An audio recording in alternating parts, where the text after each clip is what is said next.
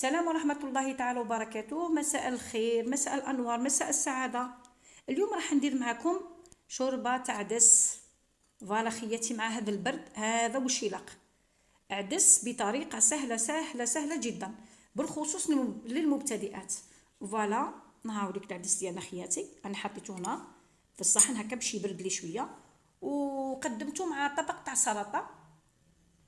فوالا خياتي، وروحوا مباشرة ندير معكم العدس هذا، وان شاء الله خياتي يعجبكم. وما تنسونيش بالجم خياتي، ربي يحفظكم. وروحوا مباشرة نديرهم مع بعضنا ونقولوا بسم الله على بركة الله.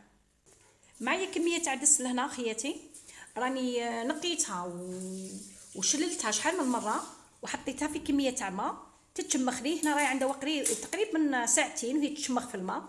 دوك نديها نغسلها نشللها للمره الاخيره ونخليها تقطر. عندي معايا للعدس هذا عندي زوج حبات طماطم مكرفجين، زوج حبات جزر مكرفجين، شويه تاع قزبر مقطع رقيق، شويه تاع كرافس، وحبيبه تاع بصل كبيره، واكيد الثوم. العدس كيقول العدس معاه الثوم. بسم الله. عندنا كميه تاع زيت حوالي ثلاث ملاعق. فوالا معنا كميه تاع البصل هايديك. هنا كميه تاع ثوم كما قلت لكم خياتي، لازم كميه تاع ثوم مع وريقه غير صغيره تاع رند هكا، مع الطماطم، قلنا الجزر، معنا قزبر،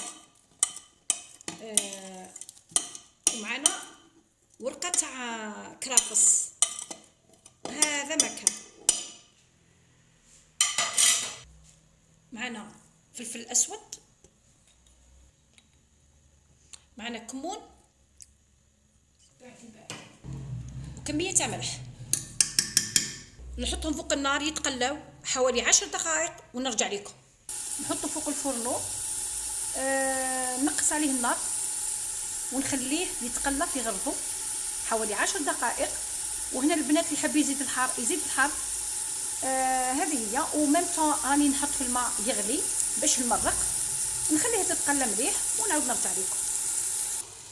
في هذا الاثناء نزيد لها ملعقه تاع او زوج ملاعق تاع طماطم مصبره، شويه تاع كركم.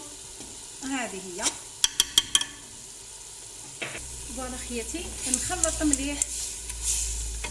مليح هكذا ونخليها تتقلى، يعني نعطيها وقتها في التقليه. وهنا نحط كميه العدس ديالي. فوالا ونضيف عليها كميه تاع الماء سخون بيد خطره، نمرق بيد خطره. فوالا هايديك المرق تاعنا. دوكا نسكر الكوكوطه ونخليه حتى وين يطيب تماما. هذا مكان هذا كل واش كاين في العدس. فوالا هاو العدس ديالنا بعد ما طاب.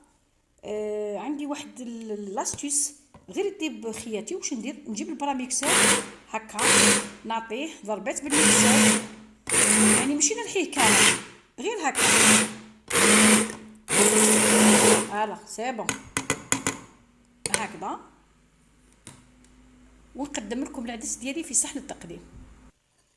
فوالا هاو العدس تاعنا، شوفوا خياتي بعد ما طاب. بسم الله.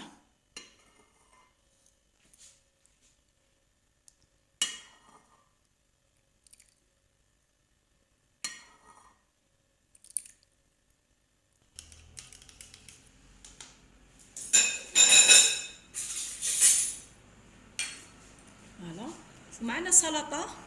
فوالا راح ندير لها لاصوص فينيغريت. فوالا فوالا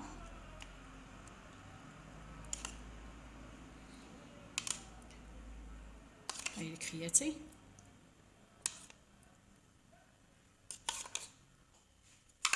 هذه السلطه تاعنا.